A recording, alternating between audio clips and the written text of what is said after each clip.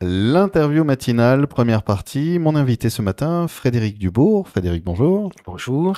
Ça faisait longtemps qu'on s'était vu. La dernière fois, c'était à l'ESAT directement, puisque tu es, j'ai pas le titre, directeur de l'ESAT. Directeur, oui, c'est ça, on Voilà, peut de dire l'ESAT du directeur. Puch. Exactement. Et c'était un peu pour les mêmes raisons d'ailleurs, puisque chaque année, il y a une journée porte ouverte. Voilà, tout à fait. Et aujourd'hui, tu viens nous parler donc de cette journée porte ouverte qui a lieu le 26 avril. C'est la fête des fleurs. Donc, c'est une journée qui permet de découvrir un peu toutes les activités et productions de Voilà, l'ESAT. nous, les activités de production, effectivement, de l'ESAT, on met en avant donc notre vin et notre production horticole, donc le vin, le domaine du Puch, donc le blanc, le rosé, le rouge et le crément.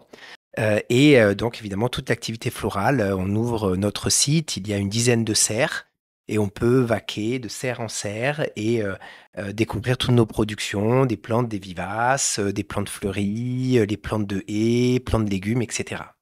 Et j'ai envie de savoir parce que est-ce qu'on peut résumer un peu d'ailleurs, présenter un peu ce que c'est qu'un ESAT déjà, pour ceux qui ne connaissent pas encore la structure. C'est un espace de production, mais réservé à une population spécifique. Oui, alors tu as raison, c'est ça. Alors, NESAT, c'est établissement de services d'accompagnement par le travail. Donc, l'objet de cet établissement, c'est accueillir des personnes en situation de handicap qui sont réinsérés d'une certaine manière par le travail dans la société civile ou le milieu ordinaire. On appelle ça le milieu ordinaire, c'est un peu barbare, en opposition au milieu protégé. Les AT étant le milieu protégé et la société dans laquelle nous évoluons est le milieu ordinaire. Et donc l'idée, c'est venir acquérir des compétences par le travail pour potentiellement demain aller trouver un métier chez un employeur du milieu ordinaire et deuxièmement, créer du lien social entre les personnes en situation de handicap. Parce qu'hélas, dans notre société, ils sont souvent seuls et isolés. Et l'ESAT, c'est ce lieu où ils peuvent se rencontrer et échanger, et créer du lien. Créer du lien aussi justement avec une population qui n'a pas forcément une connaissance au quotidien justement des différents handicaps et qui peut avoir peut-être des fois une difficulté à se connecter à l'autre. Parce qu'on parle de handicap, il y a toutes sortes de handicaps. Il y a des handicaps moteurs, des handicaps plutôt neurologiques. Euh, c'est... Alors, les ESAT ont tous un agrément que l'Agence régionale de santé leur attribue. Et nous, par exemple, nous accueillons des personnes en situation de handicap, déficience sensorielle et troubles associés, donc atteintes de troubles psychiques. Donc on a des personnes qui peuvent être aveugles, sourdes, des personnes qui ont une déficience intellectuelle, donc soit associée au handicap sensoriel ou absolument pas. Et parfois, nous, c'est notre cas, en ruralité, on accueille des personnes au parcours déstructuré, donc des personnes qui ont eu une expérience dans le milieu ordinaire, qui se sont abîmées, qui aujourd'hui ne sont pas employables, si le terme, si on peut le dire de cette Qu'est-ce manière-là. qui définit le fait de ne pas être employable? Mais une personne qui ne peut pas tenir son emploi, qui ne peut pas sur la durée, pour des Hmm. raisons alors soit physiques, soit psychiques, une personne qui socialement ne peut pas évoluer avec les autres, trouvera sa place plus facilement dans un ESAT puisqu'on adapte l'accompagnement, donc par le travail, on adapte l'accompagnement à leur, j'aime pas le terme problématique, mais c'est un Leur petit peu ça, spécificité en fait. leur spécificité. Voilà. Et donc, j'imagine c'est un sacré travail à mettre en place parce que il y a à la fois un travail avec un accompagnement d'éducateurs, j'imagine, spécialisé, et aussi bah, des formateurs professionnels en fait, où ils ont la double casquette. Alors, nous, on est un petit ESAT. On a 14 professionnels. Il y a 40 travailleurs, donc personnes en situation de handicap, et 14 professionnels. Donc, c'est une équipe qui est très polyvalente. Heureusement, il le faut. Effectivement, on a différentes compétences. Donc, tu vas avoir des moniteurs d'atelier, donc qui accompagnent des petites équipes de travailleurs au quotidien, donc dans l'activité de production. Tu vas avoir des référents médico-sociaux, donc qui font fonction d'assistante sociale. Voilà, des chargés d'insertion professionnelle qui vont être au contact des entreprises pour éventuellement permettre aux personnes en situation de handicap d'aller effectuer un stage dans une entreprise du milieu ordinaire. tu vas avoir des psychologues, directeurs adjoints, directeurs. Les moniteurs d'atelier sont souvent des professionnels, anciennement des professionnels du secteur. Par exemple, le viticulteur, le moniteur de l'activité viticulture est un ancien viticulteur. D'accord. Voilà. Ouais. Donc, soit ce sont des gens qui viennent effectivement du médico-social, qui ont fait toute leur carrière dans le médico-social, mais en ESAT, on aime bien quand même avoir des anciens, Oui, qui viennent professionnels. Voilà, qui sont plus dans une envie aussi de transmettre un savoir-faire, des compétences, exactement. pour rester sur cette idée de l'insertion par le travail, en C'est fait. tout à fait ça. C'est tout à fait ça. C'est exactement ça. À une époque, une personne qui rentrait à 20 ans, 18, 20 ans en ESAT pouvait faire toute sa carrière en ESAT. Aujourd'hui, c'est totalement différent. Une personne va passer dans un ESAT pour venir acquérir des compétences et aller ensuite, on l'espère pour elle, trouver un travail dans le milieu ordinaire. Donc effectivement, quand on embauche un professionnel du secteur, eh bien, le gap est moins important. Oui, parce qu'il le connecte directement à la réalité Exactement. et aux C'est tout à besoins fait ça. des métiers. C'est tout à fait ça. Et lui-même, pour le coup, apprend à s'adapter à la personne en situation de handicap et pas l'inverse. On prépare le marché, on prépare donc ces personnes au marché du travail, mais en même temps, j'ai l'impression, on aide aussi le marché du travail à se préparer.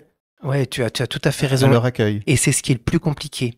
Aujourd'hui, c'est vraiment extrêmement difficile. Les ESAT sont invités à embaucher des chargés d'insertion professionnelle. Donc, leur rôle, c'est d'aller vers les entreprises pour faire connaître le handicap, démystifier d'une certaine manière la peur de la différence. Et il y a un gros travail à faire. C'est nous, en fait, finalement, qui ne sommes pas adaptés. Oui, quand tu dis nous, c'est, on va dire, le milieu ordinaire. Oui, le milieu ordinaire. C'est le milieu ordinaire qui n'est pas adapté, qui n'est pas prêt à accueillir les personnes en situation de handicap. Pourtant, pleine de bonne volonté. Ouais, mais c'est vrai que c'est ça, c'est l'inconnu, l'exception fait toujours un peu peur parce qu'on n'a pas les codes justement, et puis c'est aussi parfois la source de projection, de fantasmes, d'idées qu'on se fait sur quelque chose dont on ignore. Il suffit d'ailleurs, et c'est peut-être l'intérêt de ces journées portes ouvertes aussi, c'est en accueillant donc on va dire des gens du milieu ordinaire, on va garder cette expression, c'est plus pratique.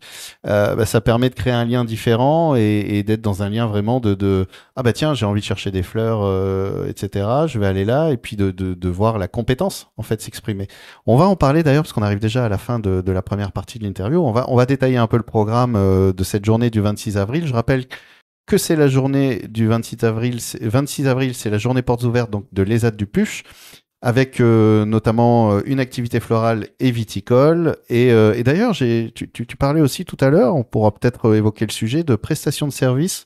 On détaillera tout ça dans la deuxième partie. L'interview matinale, deuxième partie, toujours en compagnie de Frédéric Dubourg, qui vient ici aujourd'hui parler de cette fête des fleurs organisée le 26 avril à l'ESAT du Puch.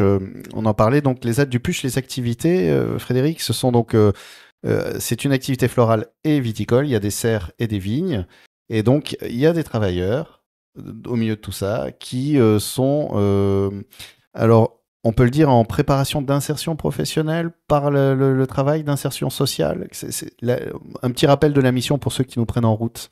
Oui, c'est exactement ça. Aujourd'hui, on se considère comme étant un tremplin vers l'emploi. Voilà. Oui, l'idée, c'est pas qu'ils fassent carrière à l'ESAT. Ce n'est pas notre vocation.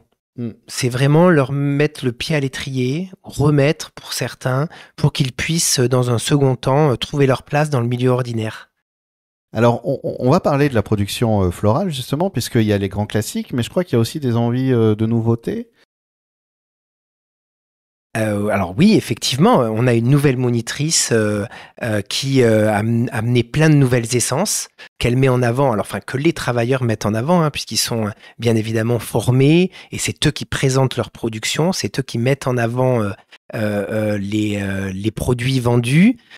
Donc oui, c'est un peu plus exotique, et disons que nos clients plus jeunes trouveront, je pense, leur bonheur. On a quand même notre production classique qui plaît aux clients qui viennent depuis. C'est quoi les classiques d'ailleurs? Ah, là, C'est quoi? C'est tu vas être trop technique pour moi, hein. Moi, c'est la monitrice qui est Non, mais spécialisée. moi, j'y connais rien, donc tu pourrais Tu- me dire tout, je ferai ah d'accord. Non, mais les classiques, je vais parler des géraniums, par exemple, un grand classique de ces dames, des petits jardins, du petit jardin du curé, sans vouloir vexer Padre Pico, mais c'est un peu ça, voilà. Voilà. Et le géranium qui est un super outil pour faire fuir les moustiques, je crois, il paraît. À vérifier, oui, c'est ça. Véronique Charpentier, qui est à côté de nous en silence, confirme. Voilà. Donc les géraniums marchent très bien pour éloigner les moustiques. Donc vous pouvez aller faire le plein de géranium le 26 avril, parce que vu la pluie et la chaleur, on risque d'avoir quelques moustiques encore cette année. Bien. Merci, très bien. Donc on va mettre en avant les géraniums, merci. Voilà. Et cette journée justement, c'est aussi l'occasion parce que finalement, on est un peu tous pareils. Quand on travaille et qu'on a fait un produit dont on est fier, c'est bien de se le dire entre nous. Mais alors, ce moment où on le partage aussi avec les clients, alors là, c'est quand même le kiff. Oui, merci d'appuyer sur ce point-là. C'est vrai que c'est une grande journée pour les travailleurs parce que ils présentent, ils mettent en avant leur production. Et accueillir le public, c'est 300 à 400 personnes qui passent pendant la journée. Accueillir le grand public et se mettre à leur service pour les renseigner, franchement, pour eux, c'est une réelle satisfaction. C'est leur festival de Ah Cannes oui, à eux. totalement. Là, ils l'attendent, j'imagine, ce moment. Ah oui, ils l'attendent, ils le préparent, on prépare tout le site, on nettoie le site, on met en avant les fleurs, ils préparent des podiums, ils enlèvent toutes les petites feuilles mortes. Oui, vraiment, c'est un moment c'est le rendez-vous annuel pour les AT, hein. Il y a un programme sur cette journée. J'imagine qu'ils sont pas juste là à attendre que les gens arrivent. Oui, c'est vrai, il faut parler quand même du programme. Alors, nous sommes en partenariat avec Biel d'époque, qui est une association de voitures anciennes sur Cestas. D'accord. Donc, ils viennent passer la journée avec nous. Ils sont très, très, très nombreux dans cet assaut, mais si on a une vingtaine, une trentaine d'anciennes dans le parc, c'est déjà très sympathique. Ils passent la journée avec nous et ils déjeunent avec nous. Et donc, nous avons un food truck. Donc, tout public peut venir et passer la journée avec nous, écouter le concert. Il y a un concert, ils peuvent déjeuner sur place. Donc un concert, on a l'horaire d'ailleurs à peu près Eh bien, il devrait peut-être débuter vers 11h, 11h30, faire une pause durant le déjeuner et reprendre durant l'après-midi. Ce sont des jeunes du Josem, 3 jeunes du Josem qui seront avec nous. D'accord. Ah oui, ça va être chouette. Ça devrait être assez sympathique, oui. Tu parles d'horaire, les horaires justement, ça commence à quelle heure et ça s'arrête à quelle heure? Ça commence à 10h et ça finit à 18h. D'accord, donc il y a le temps quand même de profiter de la journée. Il y a le temps de planer et de trouver son bonheur.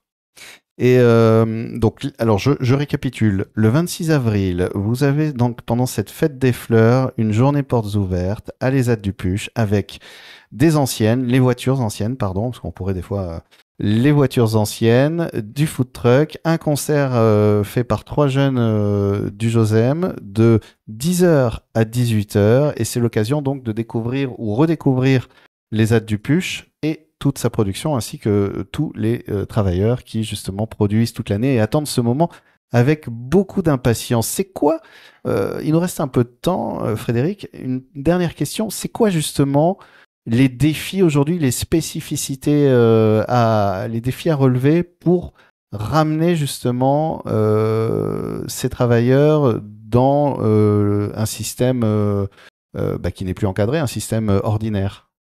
Aujourd'hui, est-ce qu'il y a des nouveaux défis, une nouvelle approche Oui, alors aujourd'hui, on essaie de travailler donc ce qu'on appelle l'autodétermination, c'est-à-dire on essaie d'amener le travailleur, enfin la personne que nous accompagnons, à être un peu maître de sa vie et à prendre ses décisions. Alors, c'est parfois pas quelque chose d'évident quand on n'a jamais eu la chance, quand on a vécu toute sa vie en institution, quand on a vécu dans un foyer pendant toute sa vie et qu'on a décidé que toute sa vie, on a décidé pour toi. Tout d'un coup, on te dit alors, ben là, tu veux quoi? C'est quoi ton projet? Tu veux aller travailler à l'extérieur? Tu veux faire cette activité-là? Tu veux apprendre ça? Et tout d'un coup, la personne se dit, ah oui, alors je peux dire que je veux être boulanger? Ben oui, tu peux être boulanger. Tu veux être pilote de ligne? Ben oui, tu peux être pilote de ligne, dis-le. Et donc, l'autodétermination, c'est ça. Je le simplifie évidemment, mais Oui. c'est permettre à la personne, d'une certaine manière, d'être libre dans ses choix. De reprendre le contrôle en fait de son chemin de vie Exactement. et finalement de lui rouvrir un espace de projection en fait. Oui, tout à fait. De lui dire, tu as le droit, tu n'es pas réduit à ton handicap. Eh bien, merci beaucoup, Frédéric. Avec joie. À l'occasion, si tu veux repasser pour qu'on parle un peu plus en détail de tout ce qui se met en place autour de cet accompagnement et d'autres justement propositions qu'il y a à Sauveterre, Avec le plus grand plaisir. ce sera avec plaisir. En attendant, je rappelle que une première étape, c'est le 26 avril, la fête des fleurs. Il y a d'autres événements d'ailleurs. On a une minute encore pour en parler, parce qu'il y a d'autres événements qui sont organisés tout au long de l'année, puisque les Aides du Puch fait partie de Bande de Vignerons, par exemple. Tout à fait, exactement. Et donc, Bande de Vignerons organise donc du mois de juin au mois de septembre, chaque viticulteur organise chez lui une soirée pour faire découvrir ses produits. Et nous, c'est le 14 septembre cette année que nous recevons. Donc, on ouvre une fois de plus nos portes au grand public. C'est une petite soirée conviviale, guinguette, autour de planches de charcuterie et un concert rock'n'roll. Bah voilà, très bien tout ça. Ce sera l'occasion aussi peut-être de revenir en parler, ou moi d'y aller tout simplement. Avec joie. Merci beaucoup, et je Merci rappelle à la toi. date 26 avril pour la fête des fleurs à les Aides du Puch. Merci.